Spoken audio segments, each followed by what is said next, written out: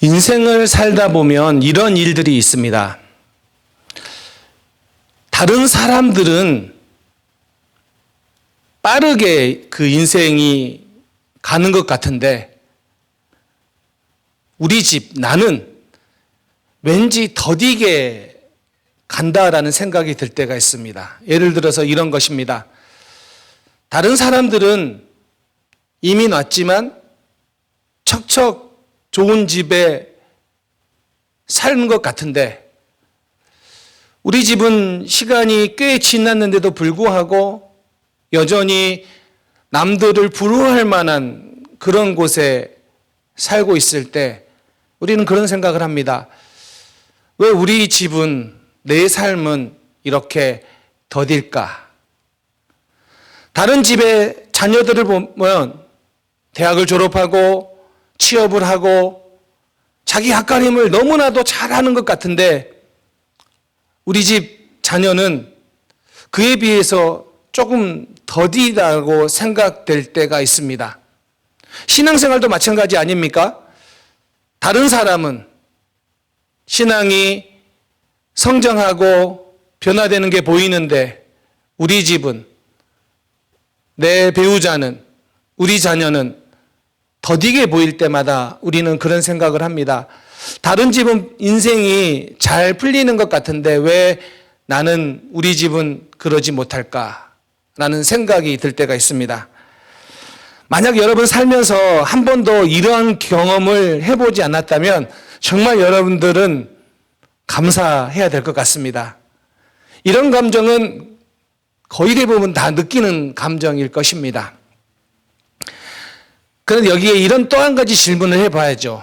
만약에 내 삶이 잘 풀릴 때는 하나님이 은혜를 주시고 역사하신 때이고, 만약 내 삶이 조금 더디게 보인다라고 느껴질 때 그때는 과연 하나님이 은혜도 덜 주시고 역사도 덜 하신 때일까요? 여러분들은 어떻게 생각하십니까? 오늘 본문에 나오는 다윗이 선지자 사무엘에게 왕으로 기름 부음을 받는 장면이 나옵니다. 그때 사무엘의 나이가 몇 살쯤, 다윗의 나이가 몇 살쯤 되었을까요? 성경을 보면 정확한 다윗의 나이가 나오진 않지만 우리는 충분히 추론해 볼 수 있습니다. 그냥 쉽게 말하면 다윗이 기름 부음을 받을 때 왕으로 그의 나이가 대략 15세에서 17세로 봅니다. 자, 어떻게 이런 추론을 하냐면 나중에 다윗이 골리앗과 싸우러 나갈 때 사울이 다윗에게 말한 내용, 너는 소년이요. 그 소년이 히브리어로 나하르인데 이 나가르라는 이 단어가 유아기부터 성인이 되기 전 사이에 청소년 이 때를 말합니다. 그러니까 약 15세에서 17세가 아마 왕으로 기름 부음을 받은 때라고 보면은 맞습니다. 그런데 여러분 또 한 가지 질문이요. 그러면 과연 다윗이 기름 부음을 받고 난 이후에 실제로 왕이 될 때에는 그의 나이가 몇 살이었을까요? 다윗의 나이 30살에 왕이 됩니다. 한번 우리 읽어볼까요? 읽겠습니다. 시작. 다윗의 나이가 30세에 왕위에 올라 40년 동안 다스렸으되 헤브론에서 7년 6개월 동안 유다를 다스렸고 예루살렘에서 30년 동안 온 이스라엘과 유다를 다스렸더라. 자, 그럼 몇 살에 됐다고요? 30살에 됐어요. 그런데 그 30살에 왕이 된 것도 유다 지파의 왕이에요. 온 이스라엘의 왕이 아니라 그냥 유다 지파의 왕으로 된 게 30살이에요. 7년 6개월 후에야 비로소 온 이스라엘의 왕이 된 것입니다. 자, 그러면 우리 다시 한번 산수 한번 해볼까요? 산수죠. 다윗이 사무엘 선지로부터 왕으로 기름 부음을 받고 왕이 되기까지의 기간이 몇 년이냐면 대략 15년. 그러면 왕으로 기름 부음을 받고 온 이스라엘의 왕이 되기까지의 시간을 따지면 20년이 넘는 시간이에요. 여러분, 이런 생각 안 해보세요? 왜 기름 부음을 받았으면 바로 왕이 돼야지 이 긴 시간 동안이 필요했을까요? 아니면 최소한 그게 너무 어렵다면 골리앗을 이겼을 때에는 온 이스라엘 사람들이 다윗을 향하여 칭찬한 때 아닙니까? 그러면 그때라도 왕으로 세우기에 적당한 때인데 왕이 되어야 되는데 그때도 아니고 더 많은 시간이 흐른 다음에야 왕이 됐을까요? 부족해서요, 다윗이? 성경에 보면 다윗을 향하여 우리 잘 알고 있는 말씀 있죠. 하나님 마음에 뭐라고요? 합한 자. 이런 말을 듣기가 쉬운 건 아니잖아요. 사도행전 13장 22절 한번 읽겠습니다. 시작. 다윗을 왕으로 세우시고 증언하여 이르시되 내가 이새의 아들 다윗을 만나니 내 마음에 맞는 사람이라 내 뜻을 다 이루리라 하시더니, 그 다윗이 어떻게 보면 정말로 칭찬받기에 합당한 사람이잖아요. 게다가 우리 너무 잘 알잖아요. 다윗과 골리앗은 교회에 안 다닌 사람도 다 아는 내용 아닙니까? 얼마나 이게 임팩트가 있으면 교회를 안 다니고 성경을 안 읽어본 사람이라 할지라도 다윗과 골리앗을 모르는 사람은 없을 정도잖아요. 지금도 시간이 이렇게 많이 지났는데도 스포츠 경기에서 늘 어떤 실력이 유명하지 않았던 사람들이 또 실력이 없다라고 평가됐던 사람들이 이기면 뭐라고 이야기합니까? 다윗과 골리앗의 싸움이었다. 이런 이야기를 심심치 않은 게 오늘날 이 시대인데 그때가 왕이 되기에 적기 아닙니까? 근데도 불구하고 다윗은 왕으로 세움받지 않습니다. 오히려 그 이후에 10년 동안 다윗은 내리막의 길을 걸어요. 상승곡선이 아니라 오히려 내리막길이에요. 게다가 그 내리막길이 그냥 내리막길이 아니라 죽음의 위협을 당하는 내리막길이었어요. 반면에 사울 왕은 어떨까요? 사울은 기름 부음을 받고 왕이 되기까지의 시간은 빨라요.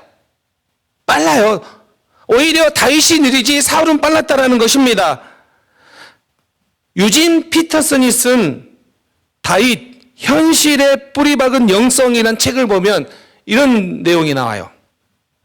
다윗의 이야기에는 단 한 번도 기적이 없다. 한번 생각해 보세요. 성경에 그렇게 많은 다윗의 이야기가 있는데 다윗의 그 이야기 중에 기적이 일어난 사건은 없다라고 기록하고 있어요. 다윗의 삶에 하나님이 물론 계시고 그의 중심부, 삶의 중심부에 계시지만 대체적으로 하나님은 침묵하거나 숨어 계셨어요. 세세한 이야기에 하나님이 등장하지만 그러나 기적이 일어난 사건은 단 한 번도 없다라고 이야기를 해요.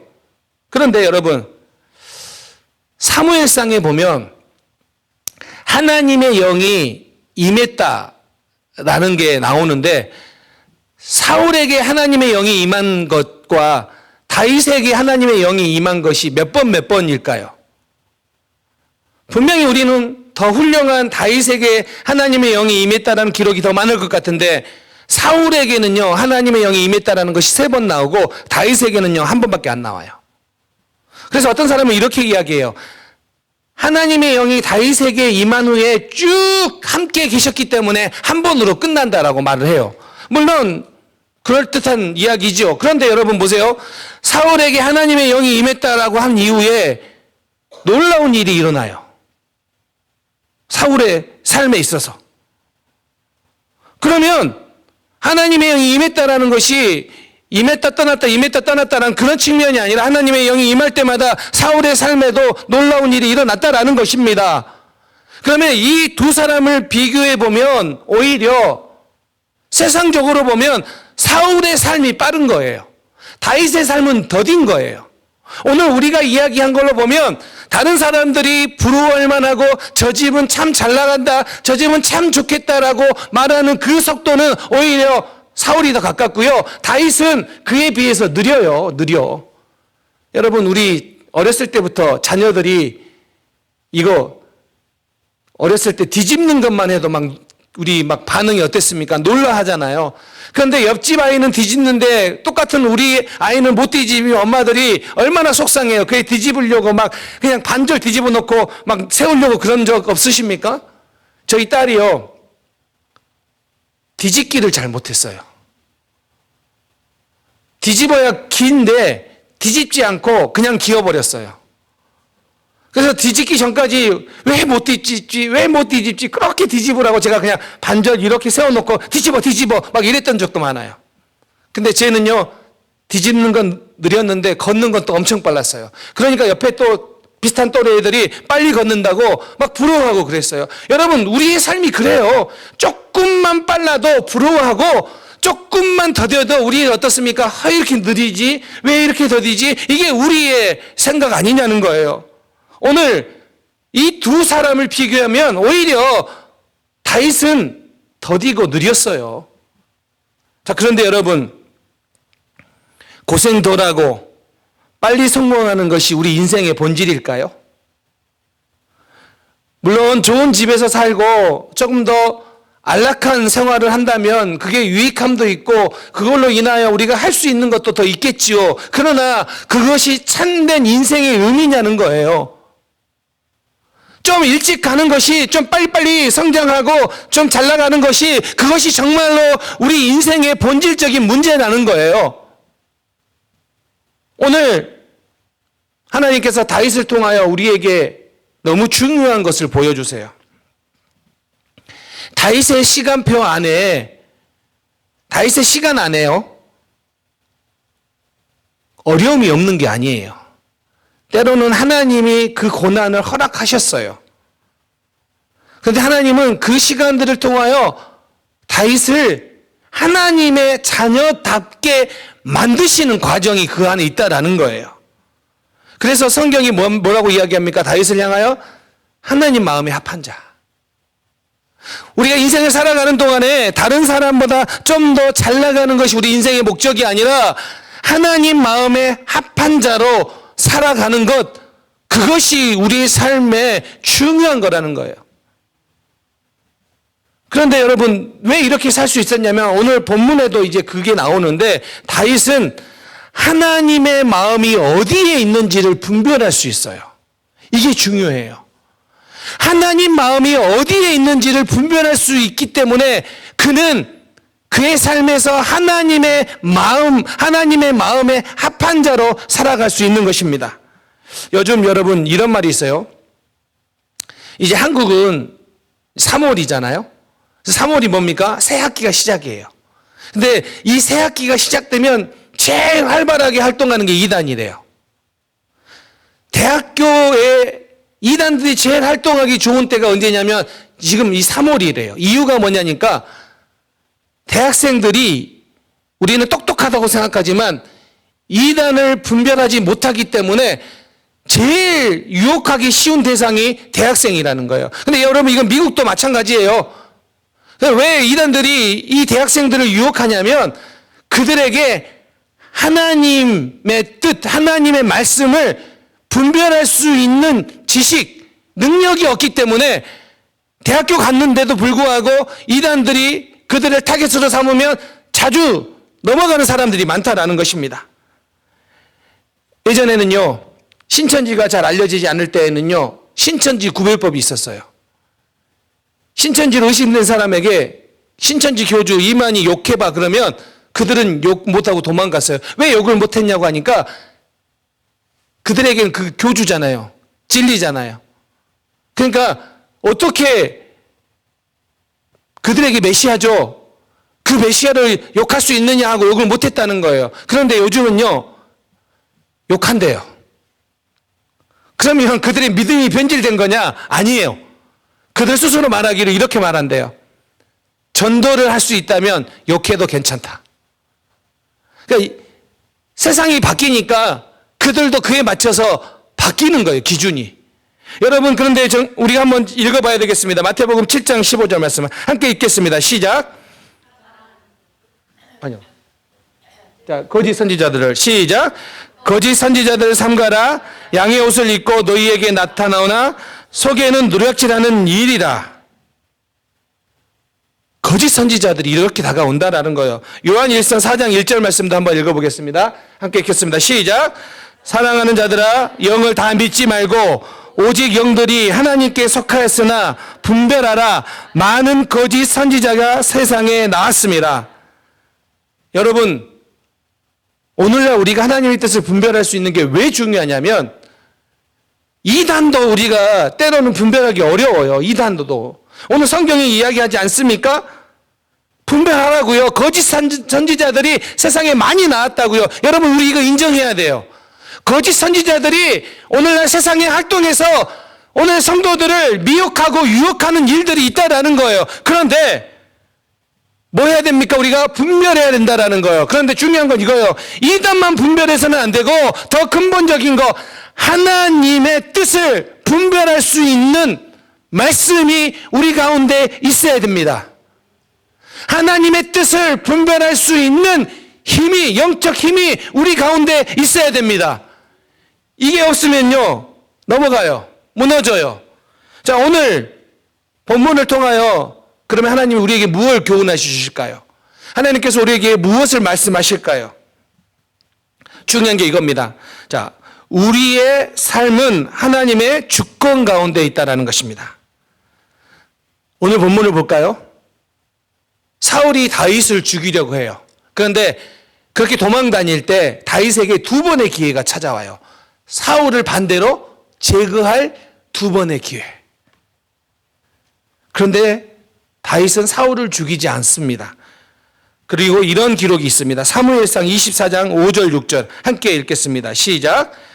그리한 후에 사울의 옷자락을 뱀으로 말미암아 다윗의 마음이 찔려. 자, 여러분 여기 잠깐만요. 다윗이 사울을 죽인 것도 아니에요. 그냥 옷자락만 뱉는데 뭐라고요? 마음에 찔려. 이 찔려에 해당하는 히브리어가 나카인데 이게 어떤 말이냐면 치다, 때리다예요. 그러니까 지금 옷자락만 뱉는데 다윗의 마음이 때리고 쳐진 거예요.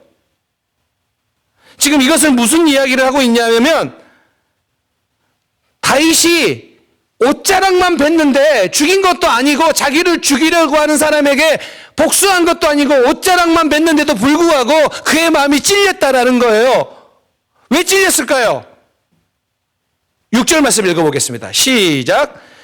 자기 사람들에게 이르되 내가 손을 들어 여호와의 기름 부음을 받은 데 줄을 치는 것은 여호와께서 금하시는 것이니 그는 여호와의 기름 부음을 받은 자가 됨이니라 하고.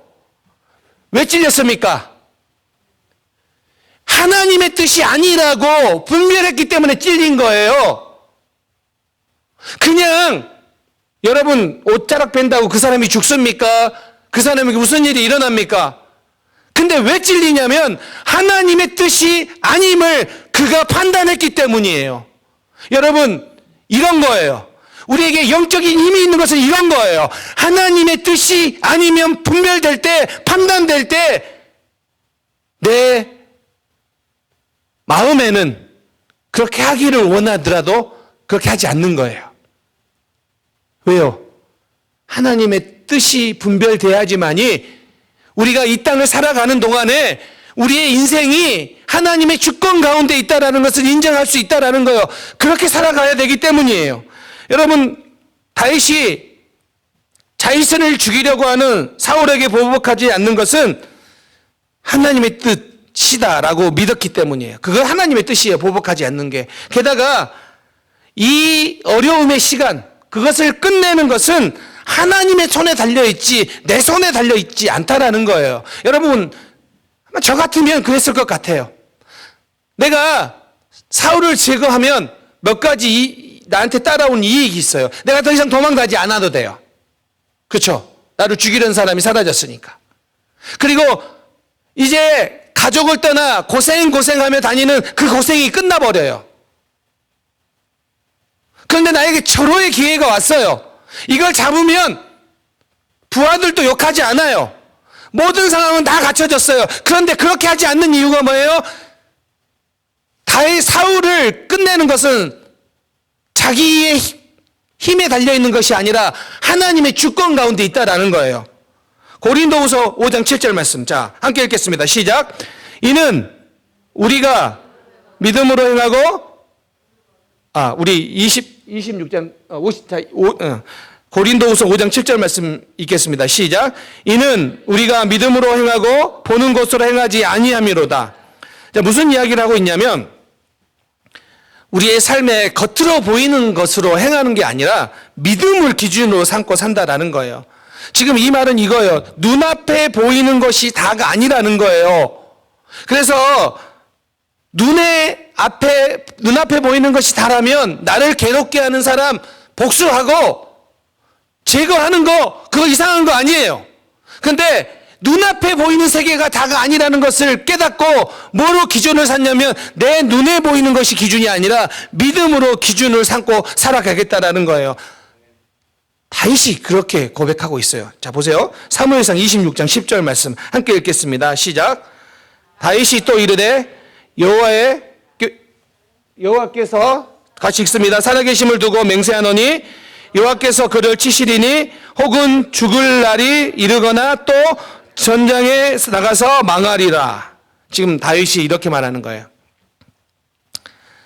자신이 사울을 죽이겠다, 보복하겠다가 말하지 않고 하나님께서 하실 것이다라고 말해요. 왜 이렇게 말할 수 있을까요? 왜 이렇게 말하냐면 24장에서도 다윗이 한번 살려줬는데 또 다윗을 죽이려고 하잖아요, 사울이. 그리고 25장에 한 사건이 나오고 26장에 또 죽이려고 해요. 그럼 25장에 무슨 사건이 나와 있냐면 나발 사건이에요, 나발. 우리가 잘 알고 있는 나발 사건. 25장에서 하나님께서 다윗이 복수할 힘을 가지고 복수하지 않는데 하나님께서 적절한 때에 나발을 제거해 주세요. 그걸 경험한 다윗이 뭘 지금 말하고 있습니까? 내가 내 손으로 이것을 끝내는 것이 하나님의 뜻이 아니라 하나님께서 하나님의 때에 그것을 해결해 주실 것이다 라는 사실을 25장에서도 경험했기 때문에 또 무슨 선택을 합니까? 자기 기준이 아니라 믿음의 선택을 하는 거예요. 그러면 다윗에게 있어서 빨리 가는 인생은 사울을 제거하는 거예요. 그런데 그렇게 선택하지 않아요. 왜? 하나님의 주권이 있다는 것을 믿고 하나님의 섭리 가운데 하나님의 크신 계획 가운데 있다는 것을 믿기 때문이에요. 여러분, 하나님께서도 우리 교회 여러분을 향한 크신 계획이 있습니다. 그런데 때로는 그게 클리어하게 잘 보이지 않을 수 있습니다. 문제가 되지 않아요. 우리가 다 보여야지만이 하나님이 우리에게 계획하고 계신 게 있다는 게 아니에요. 우리 눈에는 다 보이지 않을지라도, 우리는 다 이해하지 않을지라도, 지금은 해석되지 않을지라도 우리는 하나님의 크신 계획 가운데 있습니다. 하나님의 섭리를 믿습니다. 하나님의 주권을 믿습니다. 그 믿음을 가지고 우리가 살아가야 돼요. 그러면 더디 가는 거에 대해서 우리의 마음을 빼앗기지 않는 거예요. 우리 가정이, 우리 자녀들이 더디 가는 것이 그게 하나님께서 은혜 주시지 않는 것이라고 우리가 잘못 해석하지 않는다는 거예요. 하나님은 여러분의 인생 가운데 함께 계시고 인도해 가시며 그 방법은 우리의 방법이 아니라 하나님께서 인도하시는 방법대로라는 사실을 여러분 우리가 기억해야 된다는 거예요. 인생을 한번 생각해 보세요. 왜 인생을 살아오면서 왜 내가 그런 일을 겪었지? 왜 그런 어려움을 겪었지? 내가 왜 그런 사람을 만났지? 내가 왜 그런 일을 했지? 우리는 수많은 질문을 던질 수 있어요. 저도 인생을 살아오면서 내가 그때 왜 그런 공부를 했지? 내가 왜 그때 그런 일을 했지? 내가 왜 그때 그런 사람을 만났지라는 수많은 사건들이 있어요. 그런데 지금 돌아보면 이해되는 사건이 너무 많아요. 많은데 그 중에 한 가지가 이런 거예요. 저는 고등학교 때 수학보다는요, 영어에 더 가까웠어요. 그렇다고 해서 제가 영어를 엄청 잘했다는 뜻은 절대 아닙니다. 담임 선생님이 영어 선생님이었어요. 담임 선생님이 영어니까 수업에 들어와서 뭐라고 이야기합니까? 영어 또 엄청 가르쳐 줬어요. 고등학교 2학년이 됐더니 영어 선생님이 딱 수업에 들어오더니 이렇게 말했어요. 이제부터 영어 시간에는 영어만 쓴다. 한국말을 못 쓰게 했어요. 그러면서 그 선생님이 항상 했던 이야기가 그거예요. 한국말로요? 본인이? 너네 대학까지 수학은 안 하는 사람이 있을 수 있어. 근데 영어 안 하는 사람은 아무도 없다. 영어 공부해라. 제 이름 부르면서 그렇게 말했어요. 표이군, 영어 공부해, 영어 공부. 제가 문과였으니까 대학 가서 수학 안 할 가능성이 많잖아요. 수학은 안 할 수 있지만 영어 안 하는 사람은 여기 아무도 없다. 영어 공부해라. 그렇게 영어를 강조했어요. 그때는 제가 미국 와서 산다, 미국에 공부하러 가겠다, 그런 꿈이 있을 때도 아니에요. 근데 늘 영어에 대한 이야기만 듣고 살았던 것 같아요. 사실 우리 인생이 그래요. 그때 내가 왜 그 일을 했지? 내가 그때 왜 그런 사건들이 있었지라고 그때는 이해가 안 되지만 시간을 뒤돌아놓고 다시 해석해 보면 하나님께서 크신 계획 가운데 나를 인도해 가시구나 라는 것이 기억되고 해석될 때가 너무 많아요. 그때는 클리어하게 보이지 않았을지라도. 지금 다윗이 그런 거예요. 안 보여요. 그런데 하나님의 주권이 있다는 것을 믿기 때문에 보복하지 않는다는 거예요. 여러분, 하나님의 주권이 여러분 가운데 있기 때문에, 하나님의 계획이 여러분 가운데 있기 때문에 지금 해석되지 않는 일로 여러분 실망하지 마시기 바랍니다. 실망하지 마세요. 하나님이 끝내 여러분들을 인도해 가시기 때문에 실망할 필요가 없다라는 거예요. 그럼에도 불구하고 제가 한 번은 이런 생각을 했어요. 내가 다른 것은 다 이해하겠지만 이해 안 되는 게 딱 한 가지가 있다. 그게 뭐였냐면, 지금 말고요, 과거에 나는 왜 어렸을 때 농사 짓는 부모님 밑에 태어나서 왜 초등학교, 중학교까지 농사 짓느라고 힘을 그렇게 뺐을까? 그때 그런 생각을 많이 했어요. 학교를 갔다 오면 메모지가 이렇게 써 있어요. 어디 밭으로 와라. 그러면 그 쪽지를 볼 때마다 하면서도 가야 돼요. 조금이라도 늦게 오면 왜 늦게 왔냐고 혼나고, 그래서 그냥 밤늦게까지 농사일을 도왔어요. 여러분, 9시 넘어서 집에 들어와 캄캄해지잖아요, 여름에. 숙제요? 뭐 있는지도 몰라요. 그냥 밥 먹고 씻고 자기 바빠요. 그러니 제가 살았던 환경은 교육과는 거리가 멀어요. 그냥 생활이 다였어요. 먹고 살기 위해 농사를 지어야지만요 먹고 살기 때문에 그 부모님을 도우는 것이 제 삶에 있어서 너무 중요한 부분이었어요. 그래서 좀 힘들었어요. 게다가 저희 어머니는 본인이 어렸을 때부터 농사를 지었기 때문에, 저희 외할아버지를 도와서 농사를 지었기 때문에 그런 다짐을 했대요. 나는 나중에 절대 내 딸은 고생 안 시킬 거야. 그래서 저희 누나가 있는데 누나는 농사일을 잘 안 시켰어요. 아니, 아들을 고생 안 시키겠다 이런 꿈을 푸셔야 되는데 내 딸은이에요. 그래서 아들은 그런 꿈 안 꾸었잖아요. 그러니까 만만한 둘째가 저예요. 그래서 저는 항상 불렀어요. 지금도 가잖아요. 저희 누나는 절대 농사일 안 합니다. 저는요, 합니다. 오자마자 몸 빼주면서 갈아입어라, 장가 주면서 갈아 신어라, 따라와라 해서 지금도 합니다. 동네 사람들이 말리는 거죠. 아니, 그 목사님에게, 저 미국에서 오신 목사님에게 왜 이런 일 시키냐고. 그럴 때마다 저희 어머니의 그 굳은 의지는 안 꺾입니다. 내 아들 내 맘대로 시키는데 왜 참견이냐고. 근데 여러분, 결혼하면서 이게 더 커진 이유가 이거예요. 저희 아내는 서울 여자잖아요. 저에게 이런 이야기해요. 자기는 어렸을 때 바나나 먹어봤대요. 아니, 바나나를 먹어봤다라는 거, 그것도 좀 충격이었어요. 그런데 저는 아들을 키우면서 처음으로 아이들이 먹는 그 음식 있잖아요. 그거 처음 알았거든요. 자기는 그거 먹어봤대요. 제가 거기에서 전 듣도 보도 못한 것을 먹었다는 거에서 참 부럽다는 생각을 많이 했어요. 그런데 제가 언제 이 마음이 바뀌었냐면, 성경을 읽는데 성경에는 농사와 관련된 이야기가 너무 많아요. 근데 그걸 읽을 때마다 저는 어떤 생각이 드냐면, 제가 어렸을 때 농사 짓느라고 수확하느라고 도왔던 일들, 그래서 어머니 아버지에게 들었던 이야기들, 그 이야기들을 막 읽으면 성경의 그 예수님의 많은 비유들이 그냥 비유로 들리는 것이 아니라 생동감 있게 저에겐 다가와요. 그리고 제가 성경적 상상력을 발휘하면 그 당시 성경은 오늘 한국의 이야기는 아니지만 그 농사의 이야기를 들으면서 얼마나 이해가 잘 되고 공감이 되는지 몰라요. 그때 제가 깨달았어요. 야, 농사 일 도와주는 거 잘했구나.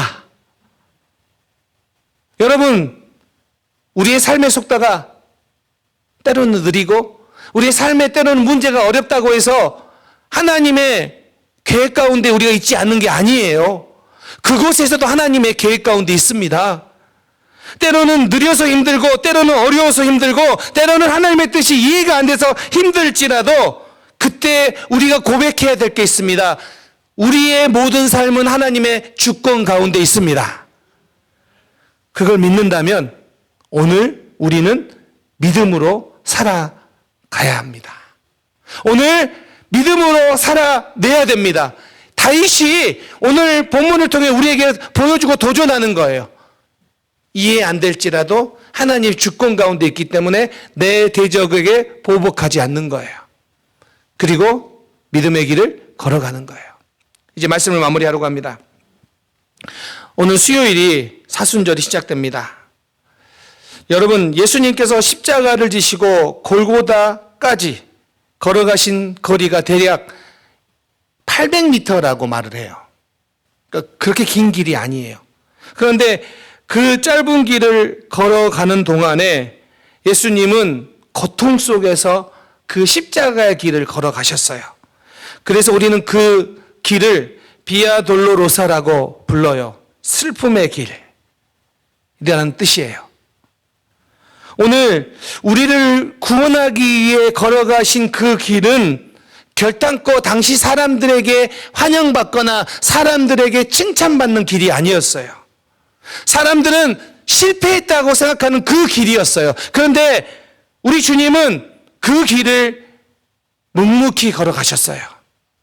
그리고 지금 우리는 그 길을 묵상할 때마다 주님의 사랑을 생각해요. 우리는 그 길을 걸어갈 때마다 우리의 믿음의 길을 생각해요. 우리는 그 십자가를 볼 때마다 당시 사람들은 실패라, 졌다라고, 망했다라고 말하지만 하나님의 사랑을 생각하게 돼요. 이게 우리 하나님께서 세워놓으신 크신 계획이고 하나님의 주권 가운데 진행된 십자가의 은혜라는 거예요. 사랑하는 성도님들, 이 믿음의 길이 더뎌 보여도 걸어가십시오. 이 믿음의 길이 힘들어 보여도 걸어가십시오. 하나님께서 여러분에게 궁극적 승리하셨다라고 선언해 주실 그날이 오게 될 줄 믿습니다. 그래서 우리가 오늘 예수 이름으로 승리하는 믿음의 사람, 믿음의 공동체 되기를 주님의 이름으로 축원합니다. 아멘. 기도하겠습니다.